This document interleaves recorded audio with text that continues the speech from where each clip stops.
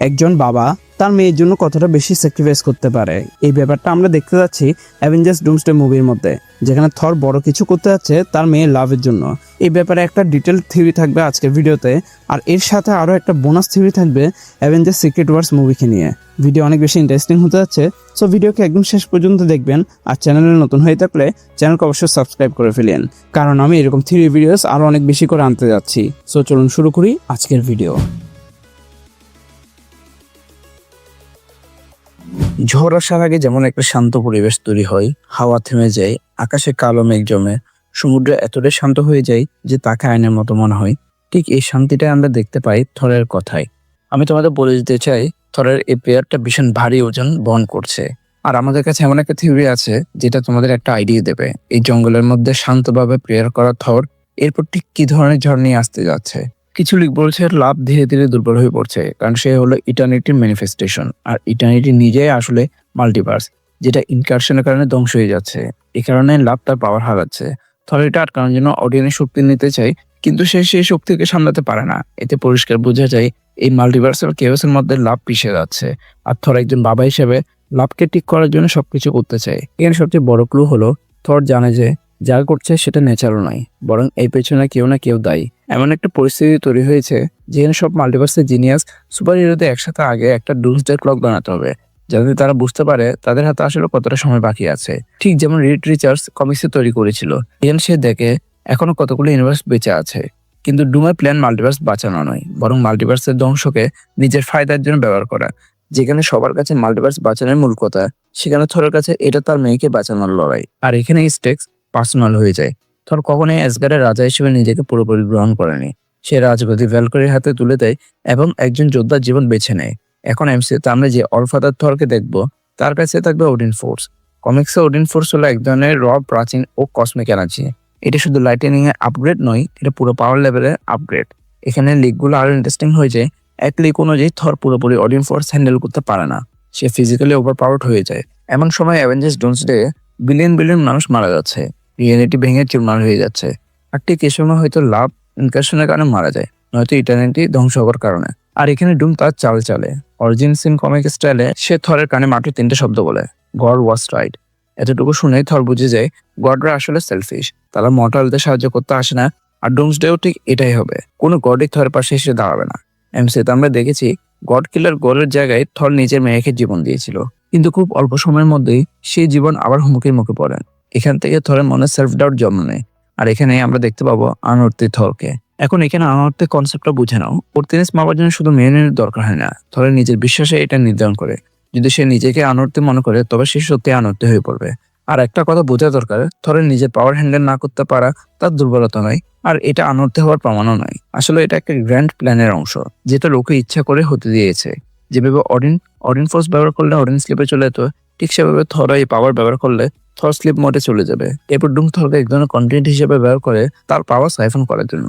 থর সবসময় অডিন স্লিপে থাকবে, তাকে জাগানোই অ্যাভেঞ্জার্সদের জন্য সিক্রেট ওয়ার্সের একাধিক সাইড কোয়েস্টের মধ্যে অন্যতম হবে, যাতে তারা ডুমকে হারিয়ে সবকিছু আগের মতো করতে পারে। এই বিষয়টা এত গুরুত্বপূর্ণ কারণ যখন আমরা নিজেরা ভেঙে পড়ি, তখন আমাদের শুধু একজন দরকার হয় যে আমাদের উপর বিশ্বাস রাখবে। ঠিক সেইভাবেই অ্যাভেঞ্জার্স টিমের কেউ একজন থরকে বোঝাবে লাভের মৃত্যু আর পৃথিবীর ধ্বংস দুটোই ঠিক করা সম্ভব যদি থর নিজের পাওয়ারের সঠিক উদ্দেশ্যে ব্যবহার করে। আমি এটাকে থিওরি ফর্মে বলছি, তাই হয়তো এর ইম্প্যাক্ট পুরোটা ফিল হবে না, কিন্তু যে মুহূর্তে কোনো ক্যারেক্টার নিজের পটেনশিয়াল চিনে নিয়ে কামব্যাক করে, সেটা ভীষণ এপিক হয়। এটা থর ফ্যানরা ছাড়া কেউ বুঝবে না। কেউ জানে না এই পুরো ব্যাপারটাই লোকি প্ল্যান হতে পারে, কারণ সে মাল্টিভার্সের কাস্টোডিয়ান। সে প্রতিটা পসিবিলিটি হতে দেখেছে। সম্ভবত সে লাভের কিছু এসেন্স প্রিজার্ভ করে রেখেছে, যেটা সে বুস্ট হিসেবে ব্যবহার করবে থরকে জাগানোর জন্য, আর সেখান থেকে লাভ ফিরে আসবে। ইমাজিন করো একটা নতুন মাল্টিভার্সের উদয়, যেটা লোকি আর থর একসাথে দেখছে। সেটা উদীয়মান সূর্যের মতো লাগবে, আর সেখানে ইনফিনিটি আর মধ্যে থাকা লোকির করা প্রতিশ্রুতিটাও পূর্ণ হবে। কারণ লোকি হলো একদম পারফেক্ট ফ্লড গড। সে নিজেকে এত গ্লোরিয়াস ভাবে রিডিম করেছে যে পুরো মাল্টিভার্সের ভার এখন তার কাঁধে। সে সবাইকে ফ্রি উইল দিয়েছে, সবাইকে ক্যান আর তার ভেরিয়েন্টের সেক্রেট টাইমলাইনের লুপ থেকে বের করে এনেছে। লোকি সবচেয়ে যোগ্য সত্তা যে থরকে বোঝাতে পারে, হ্যাঁ গডরা ফ্লড, হ্যাঁ তারা অনেক সময় নিজের কথাই ভাবে, কিন্তু এমন কিছু গডও আছে যারা নিঃস্বার্থভাবে মর্টালদের জন্য লড়াই করবে, যাদের গল্প শুনে আমরা বড় হয়েছি। লোকের থরকে তার মা ফ্রিগা আত্মত্যাগের কথা মনে করিয়ে দেবে। সে মনে করিয়ে দেবে সিফ কত কিছু হারিয়েছে সবাইকে বাঁচাতে গিয়ে। সে বলবে, হ্যাঁ গড ঠিক ছিল, গডরা সেলফিশ, কিন্তু তুমি আমার ভাই সেলফিশ নও। তো তুমি তো সেই সেলফিশ গডদের বাঁচাতে গড কিলারের সাথে লড়াই করেছিলে। তুমি নিজেকে আনর্থী কিভাবে ভাবতে পারো? তাই উঠে দাঁড়াও, হয়ে উঠো সেই গড, আনর্থী গডদেরও গড। আর এখানে দাঁড়াবে অলফাদার থর, শুধু অ্যাসগার্ড নয়, সব গডদের অলফাদার। এটা হবে থরের এক দুর্দান্ত আর্ক অ্যাভেঞ্জার্স ডুমসডায়ার সিক্রেট ওয়ার্সের। অবশ্যই ডুমসডায়ার সিক্রেট ওয়ার্সে শুধু থরের মুভি নয়, কিন্তু একটা কথা বলো, থিওরিটা একটু ক্রেজি টাইপের না? এন্ড তোমরা বলো তোমাদের কি মতামত এই থিওরি নিয়ে, আর কমেন্ট বক্সের মধ্যে তোমরা তোমাদের থিওরি আমাদেরকে জানাতে পারো।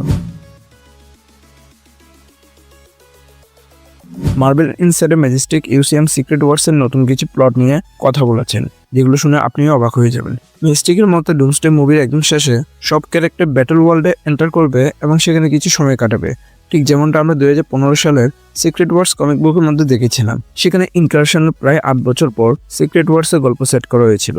এখন কমিক্সের সিক্রেট ওয়ার্স মূলত দুইটা ভার্সনে রয়েছে, একটা 1984 সালের সিক্রেট ওয়ার্স আর অন্যটা 2015 সালের সিক্রেট ওয়ার্স। রিপোর্ট অনুযায়ী মুভিতে এই দুই ভার্সনেরই কম্বিনেশন থাকবে, সাথে থাকবে রুসো ব্রাদার্সের নিজস্ব ভিশন। আরো বলা হয়েছে সব ইউনিভার্স একসাথে ভয়েডে মার্জ হবে, আর সেখান থেকে তৈরি হবে ব্যাটল ওয়ার্ল্ড। আমার মনে হয় এই সিনটা আমরা ডুমসডে মুভি শেষে দেখতে পাবো, যেখানে সম্ভবত ডক্টর ডুম লোকিকে ডিথ্রোন করবে। রিপোর্ট অনুযায়ী এই ভয়েডে অনেক রকমের ক্যারেক্টার থাকবে নিউ সিটিজ, যেগুলোকে বলা হবে ডোমেইনস। আলাদা আলাদা ডোমেইনে আলাদা ধরনের ক্যারেক্টার থাকবে, এমনকি হিরোদের ইভিল ভার্সনগুলো আমরা দেখতে পাবো সেখানে। এবার আসে আরেকটি ইন্টারেস্টিং ডিটেলে। আমরা সবাই জানি সোলস্টোনে আলাদা একটা রিয়ালম আছে। থানোস যখন স্ন্যাপ করে তখন সে সেখানে বেবি গামনের সাথে কথা বলে, ঠিক তেমনই এন্ড গেমে টনি স্টার্ক যখন স্ন্যাপ করে তখন সেও সোলো রিয়ানে যায় এবং মর্গান স্টার্কের ছোট ভার্সনের সাথে কথা বলে। এখন প্রশ্ন হলো, ইনফিনিটি স্টোনস এর সিক্রেট ওয়ার্সে ঠিক কি ভূমিকা থাকবে? ডক্টর ডুমের সাথে ইনফিনিটি স্টোনের একটা কানেকশন থাকতে পারে এভাবে, এন্ড গেমে অ্যাভেঞ্জার্সটা এই স্টোনগুলোর জন্য টাইম হাইস্ট করেছিল। সম্ভবত এই কারণে মাল্টিভার্সে প্রথমে ইনকারশন ঘটে, আর সেই ইনকারশনের ফলে হয়তো ডক্টর ডুম নিজে ইউনিভার্স আর পরিবারকে হারিয়েছে। আর এমন হতে পারে স্টিভ রজার্সের স্টোনগুলো ফিরে দেওয়ার ঘটনাটাও এর জন্য দায়ী। এই কারণে হয়তো ইনফিনিটি স্টোন সিক্রেট ওয়ার্সে একটা বড় ফ্যাক্টর হতে চলেছে। রিপোর্ট অনুযায়ী সার্ভাইভিং অ্যাভেঞ্জার্সদের মধ্যে থাকবে রিড রিচার্ডস, উলভারিন, স্পাইডারম্যান এবং টবি ম্যাগুয়ারের স্পাইডারম্যান। এটা সবাই নিজেদের অ্যাভেঞ্জার্স বলে পরিচয় দিবে। ডক্টর ডুম নাকি ভিলেন, হিরো এবং কসমিক এন্টিটিগুলোকে ধরে রাখার জন্য একটা সুপার প্রিজন তৈরি করবে। যদি এমসিতে এখনো পর্যন্ত ভ্যালেরিয়া চরিত্রটাকে দেখানো হয়নি, কিন্তু কমিক্সের সিক্রেট ওয়ার্সে ভ্যালেরিয়ার রোলটা ছিল খুবই গুরুত্বপূর্ণ। এখানে আমরা দেখতে পাবো ডুম বনাম রিডের সেই ঐতিহাসিক লাইব্রেরি, জানা যাবে কিভাবে তাদের এই শত্রুতা শুরু। আর আমরা এটাও দেখবো যে মাল্টিভার্সের কলাপস থেকে বাঁচার একমাত্র রাস্তা হচ্ছে কোয়ান্টাম রিয়েলম এবং ওরোভার্সের বানানো টিবিএ শিপস। রিপোর্ট অনুযায়ী অ্যাভেঞ্জার্স সিক্রেট ওয়ার্সে এই সবকিছুই দেখানো হবে। এই প্লট শুনে আমার ব্যক্তিগতভাবে মনে হয় না যে 3 বা 3.5 ঘন্টা একই মুভিতে এত কিছু কভার করা সম্ভব, স্পেশালি যখন এখানে ডুম বনাম রিডের ব্যাক স্টোরিকেও দেখানো হবে। তাই অবাক হবেন না যদি সিক্রেট ওয়ার্স একটা এক্সাইটিং ক্লিফহ্যাঙ্গারের সাথে শেষ হয় আর তারপরের পার্ট আমরা দেখতে পাই সিক্রেট ওয়ার্স পার্ট 2 হিসেবে। আমি তো এই জন্য পুরো রেডি। আপনাদের কি মনে হয়, সিক্রেট ওয়ার্সে কি 2টা পার্ট ডিভাইড করা উচিত? আর এই প্লট নিয়ে আপনাদের মতামত কি? কমেন্ট করে অবশ্যই জানান। ভিডিও ভালো লাগলে লাইক এন্ড শেয়ার করুন। চ্যানেলে নতুন হয়ে থাকলে চ্যানেলকে সাবস্ক্রাইব করুন। Thanks a lot for watching this. দেখা হবে পরে কোনো ভিডিওতে।